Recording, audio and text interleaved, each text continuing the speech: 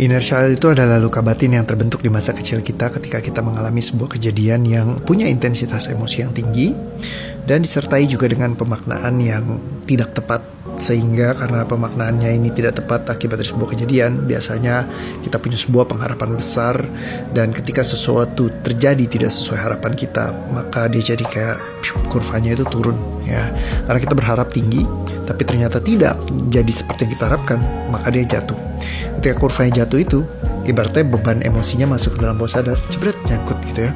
Dan ketika kekunci di dalam nervous systemnya kita, dia akan bisa muncul manifestasi jadi beban-beban emosi yang gampang marah, meledak-ledak dan lain-lainnya.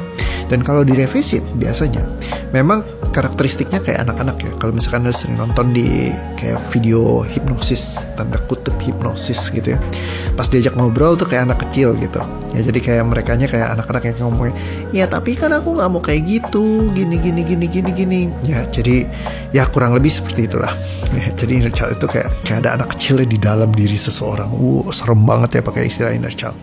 Tapi kalau saya biasanya ya sebut saja beban emosi yang belum terbuang, sehingga jadi kayak kitanya kena distorsi kognitif, sehingga akhirnya dari semua distorsi kognitif itu kita jadi bertingkah laku seperti ya kayak anak-anak gitu lah ya. Jadi kayak gitu, karena banyak informasi yang false information ditembakkan dari proses amigdala hijack ya. Kadang kalau biasa ada yang bilang kayak id, ego, super ego itu masuk bagian area id-nya, ide ya, dimana di saat dia itu memang berlakunya kayak anak kecil banget, terus kayak suka-suka maunya hajar rata kanan yang paling parah, misalkan gitu skenarionya. Nah karena ya itu kayak sebuah emosi yang pengen banget untuk di-serve ya, dan ini sesuatu yang bisa diselesaikan sih, itu kabar baiknya, dan bisa dituntaskan, bahkan gak perlu lama-lama, biasanya cuman 60 menitan kalau buat inner child trauma, buat diberesin sampai total tuntas. Dan persentase balik laginya itu sangat-sangat kecil sekali. Ada gak yang balik?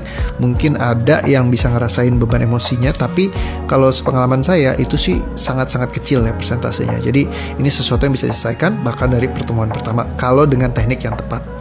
Kalau dengan teknik yang random, nggak ada caranya, nggak ngerti gimana langkah-langkahnya dengan jelas untuk ngebuangnya, dia akan balik-balik lagi dan terus-terusan. Dan ini sesuatu yang sulit untuk dikendalikan. Kalau kita ajak damai ngobrol pun bisa ya, cuman kadang hit and miss. Ada banyak yang saya bantu dengan sistem ajak ngobrol segala macam inner child-nya beres. Ya mungkin karena sayanya kurang jago fasilitasinya kali ya. Jadi ada yang maksimal, ada juga yang terkadang mereka kurang optimal di situ. Jadi nggak selalu itu kalau buat saya works. Nah jadi so find out sistem lain yang bisa bantu untuk works banget gitu ya. Jadi daripada dikomunikasikan, mending diberesin, dibuang. Ya kadang-kadang, oh jangan, inner child itu sahabat kita, teman kita. Enggak, itu dia beban emosi yang create tension di tubuh fisik kita. Dan saya udah bahas banyak, tension itu bisa create psikosomatik. Jadi kalau nyimpen trauma inner child dalam diri, get ready untuk bisa nanti manifest jadi macam-macam, plus beban psikosomatik. Dari emosinya sendiri bisa manifest ke ledakan-ledakan emosi, ya bisa bikin kita berpikir yang gak jelas, gak rasional, dan kalau jangka panjang ditumpuk bisa timbulkan anxiety. Kalau di dalam beban emosinya intens ketekan, dia bisa jadi psikosomatik, dan kalau didiamin lama dia bisa jadi beban emosi kronis. Kelihatannya kayak gak ada pemicunya, terus tiba-tiba kita gak jelas, uring-uringan, padahal itu sebenarnya kelihatannya kayak akut, padahal sebenarnya kronis karena numpuk gitu ya. Jadi dia kayak kesimpan semua dalam bentuk tension, tekanan. Nah jadi dia perlu untuk dibuang keluar, exit dari nervous system kita, karena tubuh kita tidak didesain untuk menyimpan beban emosi.